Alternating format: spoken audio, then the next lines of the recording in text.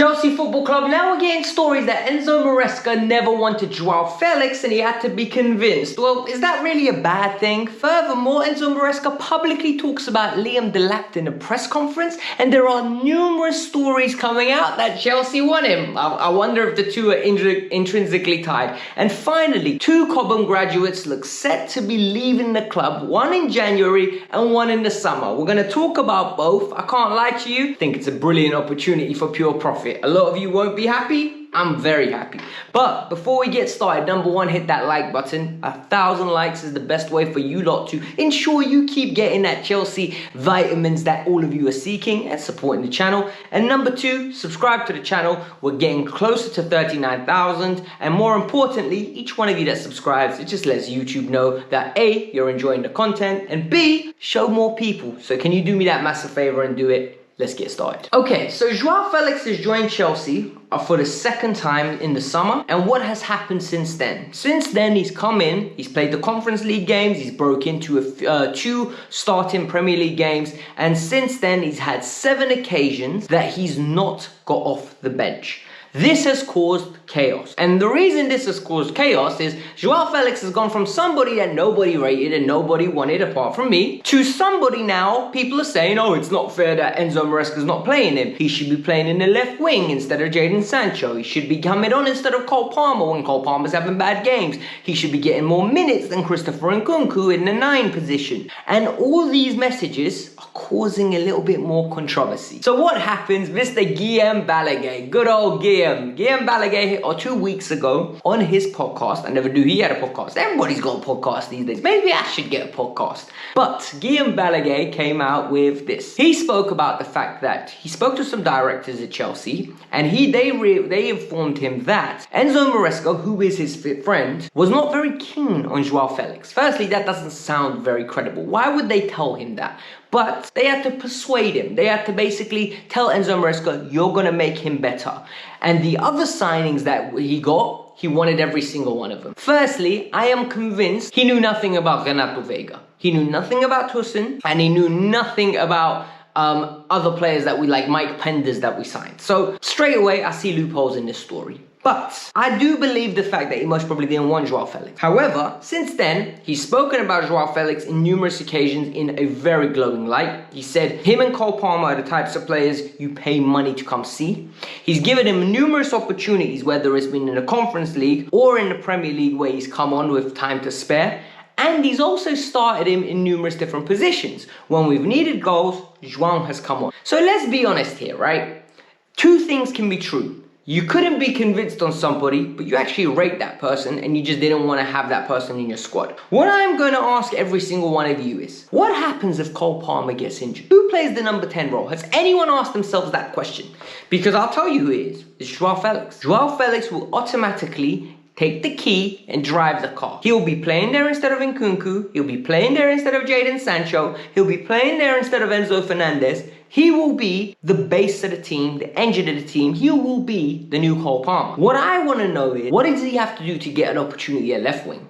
Because nobody can convince me Jadon Sancho's legs are better than Joao Felix's in terms of off the ball. Mudryk isn't going to be playing anytime soon. And unless you're going to play Pedro Neto on the left-hand side, Joao Felix will have an opportunity. It's going to be interesting to see what happens. However, this Guillaume Balaguer story, for me, all it does is just cause a little bit more controversy. I don't think there's much in it. I think Enzo Maresca rates him. I know a lot of people saying if he rated him, he'd be playing a lot more minutes. Well, I think his ideal position is to play him in the 10. He ain't playing in the 10. Cole Palmer, even on his bad days, will be getting that opportunity. The next story that I want to talk about is the Liam Delap. So Liam Delap is an interesting player. Before I get onto the Liam Delap story though, a lot of you seem to think I don't think Osimhen is a good player at all. So what I did is, at the end of the video, I've given you a link to where you can go and watch my views on Victor Osimhen. I talk about the pros and the cons, and then you will understand where he sits in my opinion. If you do go watch it, in the comments there, let me know you did, just so I know know the conversion, and maybe a lot more people will actually understand what I mean rather than just jumping on my neck. Last video, you lot were very angry with me. But what's going on with Liam Delap? Liam Delap left the Manchester City Academy and went to Ipswich. Last year, he was on loan in the Championship, didn't have great return. I think he scored 6 goals. This year in the Premier League, putting goals in for fun. He's playing for a team that doesn't want to attack. Had 57 passes completed last year in the first half yesterday against Arsenal. Not very good, geezer. Not good at all. However, he is somebody that is attracting attention. He's physical, he's strong, he's quick, he's good on the ball, good dribbler, good striker on the ball, aerially good, has all the potential to be a very good youngster, right?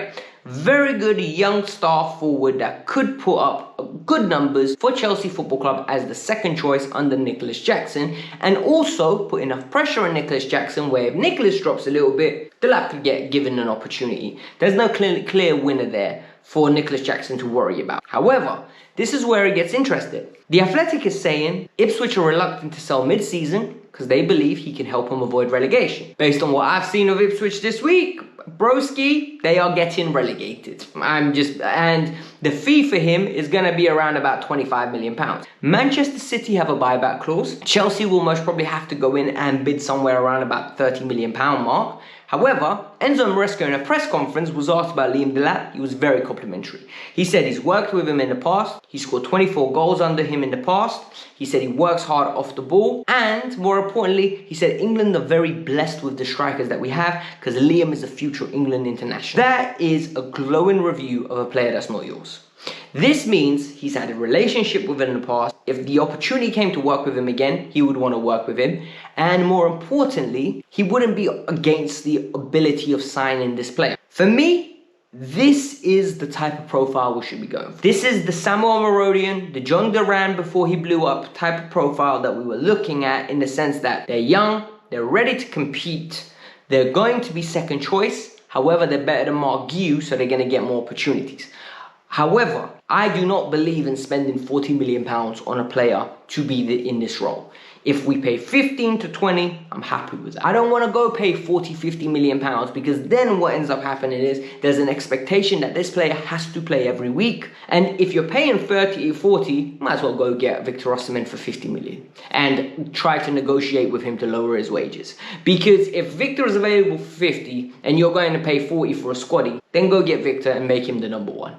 Dead serious. Otherwise, if we're trying to be sustainable and intelligent in the way that we spend our business, £20 million, £25 million is the max I would be paying for a backup striker. The next story comes from Mr. Fabrizio Romano, and Fabrizio Romano actively tells us that there are two Cobham graduates, Harvey Vale and Alfie Gilchrist, that their futures are under question. We're going to start with Harvey Vale. Harvey Vale is a player that played under Thomas Tuchel in the past, got opportunities, went on loan. I think he was at Bristol Rovers. He done well at Bristol Rovers. Played left back at Bristol Rovers, number 10, as well as playing on the wing a few games. Joey Barton, when he was his manager, you know, good old Joey Barton, spoke very highly of him. He said he's going to be an England international one day. You can really see the quality. He's got a good attitude. He's just a top footballer. Harvey Vale is somebody, in my opinion, he's going to be lingering for the whole of his career between the Championship top teams and bottom half Premier League at this moment, based on what I've seen of him. He can score goals, he's neat and tidy in possession. He lacks the athleticism, in my opinion, to make him into a mid-table Premier League player. He's not good enough in possession to compensate for what he lacks athletically, but he will have a tremendous career. The clubs that are interested in him are one from Holland in Heerenveen, the one that had Charlie Webster. Then Anderlecht, the Belgian giant, was looking at him. And Sunderland. For me, avoid the two international clubs. If we can, this should be sorted in the next 2 weeks or few weeks, Fabrizio Romano said. You avoid those two international clubs. If you go there, it's make or break. If it ain't make, your career's over. If he goes to Sunderland, bro, there's always a recyclable opportunity to go somewhere else.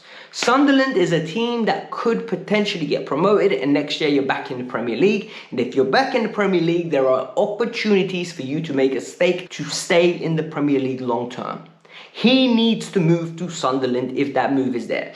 I don't know how much Chelsea are going to generate. I wouldn't be surprised if it's one of those deals where Chelsea just let him go with an option where if he gets sold on, we get 20% of the profit or 20% of the fee, or more importantly, we have a buyback where we can get him back for 10 million if he becomes better than he really is. Just all in all, that kind of hoopla. You know how Chelsea do it with as if they're playing Football Manager. The second player, and this is the one that more people will be excited about, is Alfie Gilchrist. Alfie Gilchrist, number one, comes across like a top lad. Like, genuinely comes across like a really nice person. And every time I've seen him in interviews, comes across really genuine, a really good person most probably to be around. Just polite, nice. And what is very evident for me is his loan at Sheffield United is going phenomenal. This kid is playing at right back. He is known to be a centre half in his youth days. And from everything I'm reading, he is excelling. So he's excelling from the aspect that his ball playing ability is getting better. He's one of the better ball players in the team, which makes sense. Players that come out of Cobham tend to be very good stylistically and just comfortable in possession.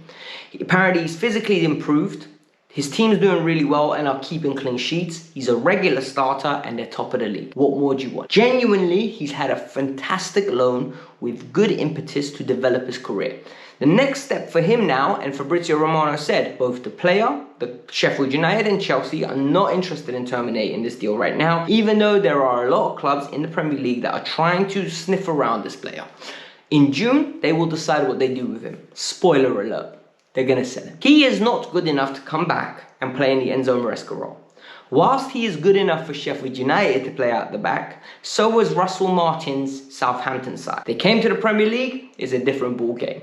He is not of the level, and we've seen him under Mauricio Pochettino, to be playing for Chelsea Football Club. He is going to go somewhere and play a long and illustrious career in bottom half Premier League, top half Championship. This is him.